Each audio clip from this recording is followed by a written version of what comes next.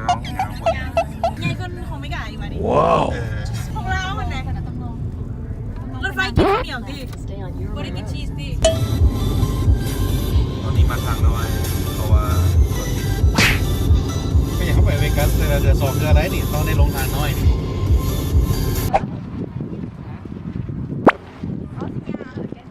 ตอนนี้พวกเราอยู่ Seven Mountain Stone Magic เรียกว่าภาษาพวกขี้ยาเพิ่น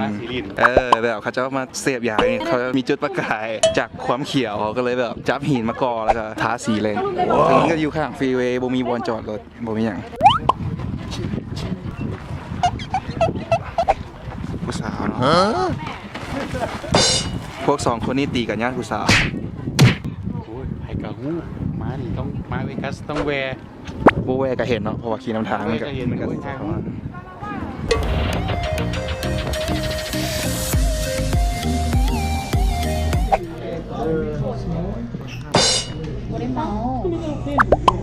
สั่งเป็นลูกชิ้น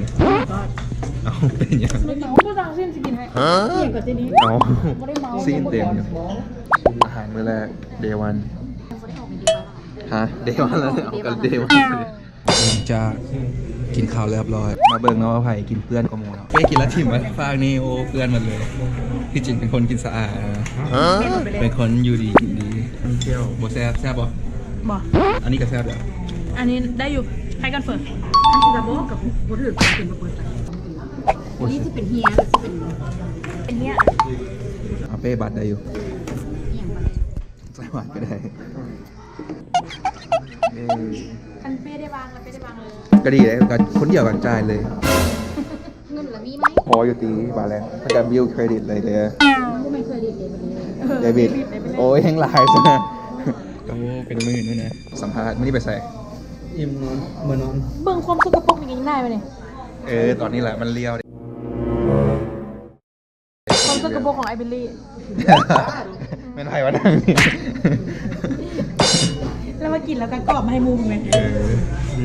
ขึ้นเอาบางคนก็กินบะเหมือนพามขั้นสูงสุดเนาะตอนนี้เขามาฮอดแห้งแห้งถ่ายมูเลยก่อนออกไปเช็คนะต้องถ่ายแต่ละคน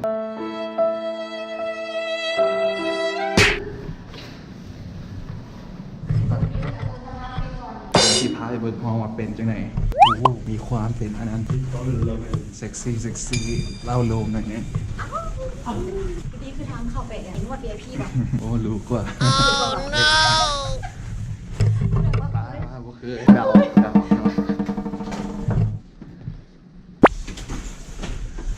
ว้าวเป็นคล้ายๆสไตล์เฮือนเนาะเป็นแค่อพาร์ตเมนต์มีโต๊ะกินข้าวมันดีมากเลยอ่ะพวกนั้นพลาดแล้วพวกนั้นคุณพลาดอย่างแรงเลยเดี๋ยวมือแรงเอามาเบิ้งห้องนอนเป๊ะตั้งแต่นอนเป๊ะป่ะเป๊ะขึ้นจากนี่แต่มาต่อยนี่ได้เลยนอนนะมันมีไฟดิคัด bedroom ฮะเตียงซ้ำของนั้นซ้ำบริบูรณ์ซ้ำเที่ยวนอนกับ2 คนโอ้มี2เตียงซักเครื่องได้มีห้องซักเครื่องอีกกันมาที่จริงมันต้องมาพีเกมอยู่นี่เลยแมงมวนที่อย่างนั้นวันนี้อาหารมื้อแรกมูตี้ไปอย่างที่กินมีมูตี้เอางั้นไปเห็นอย่างมูตี้คาน้ำมันยูรูกินทื่อก็เป็นที่แหละคุกเนี่ยต้องข้อความเนาะไว้ใจดีเรื่องเข้าคุกมันเรื่องคุกอาหารจะได้ตะแรงไปแสงวันนี้เพราะเราอ่ะ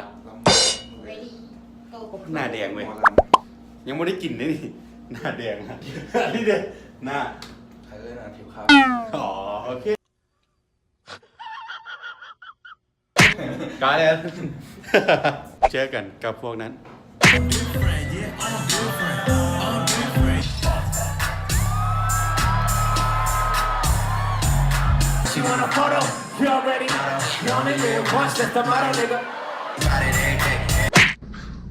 สบายดีมือที่2แต่ตอนนี้เขากำลังไปแฟชั่นเรียที่ว่าแขกมันถือเขาพูดถึงได้แฟชั่นเราไปเจอกันตอนไปหับบายมาบริการตรงนี้ถอนเงินเราเลย ข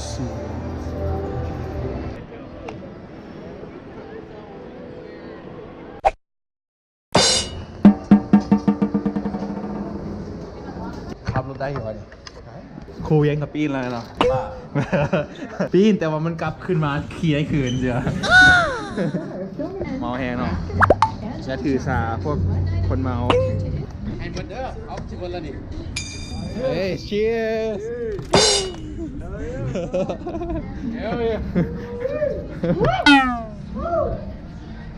ตอนนี้ทั้งเมาทั้งอยากมาซื้อกระเป๋าซื้อเท่าซื้อกระเป๋าเท่า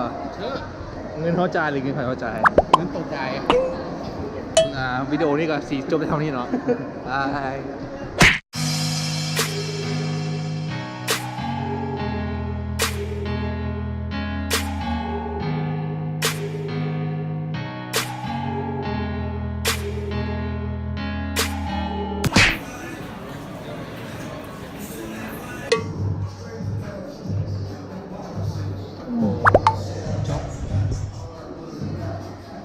จบพอแล้ว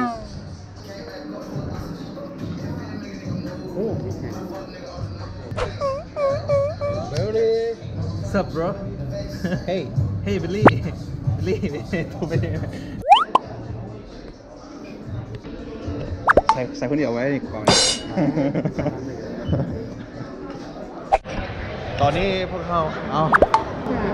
จะไปหาพ่อเจนนี่อยู่ฟูดคอร์ทอีกตัวหนึ่งลองซื้อไปดีก่อนจะกินดีๆป่ะไปซื้อกินได้ไหมตาอ๋อจ้าพี่แล้วตอนนี้น้ำหลังนี่เลยนะโอ้โหเห็นไปนักกันไปหาซิลีก่อนตอนนี้พวกเขากำลังอยู่เวนิส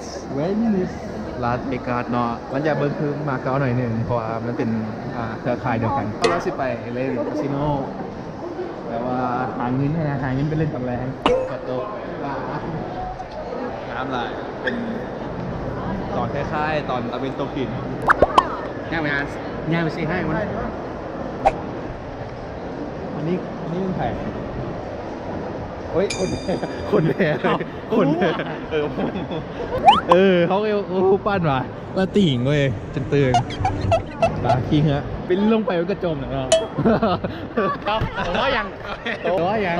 ลงไปมันจมแล้วเนาะความเชื่อของ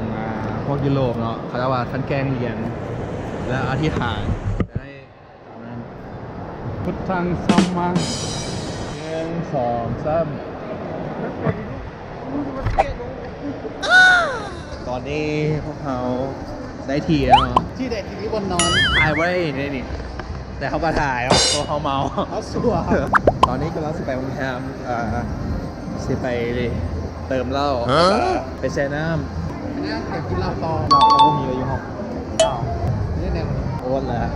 ต้องเอาที่ให้ได้ฟรีต้องไปตัวปักนั้นมาทางนั้นอยู่สาขานั้นบอกว่ามาเติมได้ฟรีกูเลยซื้อเราต้องใช้ความสวยเป็นประโยชน์เพราะฉะนั้นเดี๋ยวเพราะฉะนั้นเอาอย่างวิชาผมซอยมาไปบอกกระลุงเอียรี่หมาบอกกระลุงเมื่อกี้หมอนี้ได้34 ดอลบ้า40 บาทใส่ไป20 ดอลได้42 ดอลบอสเซาขึ้นเบิ้งนี่แหละอะไรวะโลภมากพาให้รับก็นั่งเล่นน้ำตกออกมาแล้วในห้างอาหารโมเมนติกบอกห้อนเลยเหรอห้อนนั่นเสียเงินอยู่เลยห้อนถกห้อนเงินทางนี้บีบครับเอาละเป็นหมอ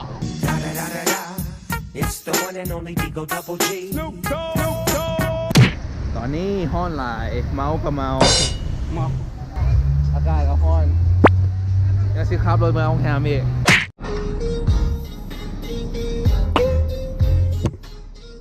4 years no call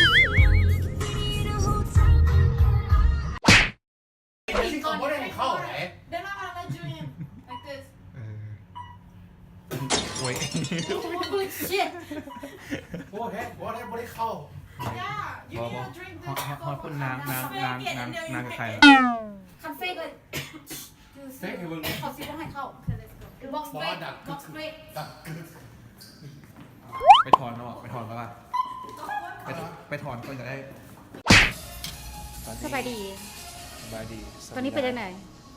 ตอนนี้พร้อมแล้ว ที่เท่าไหร่ละ แต่เพื่อนไม่พอ ทุกคนเก็ตเรดี้หมดแล้วเนาะ Get ready already. สภาพ Hello boom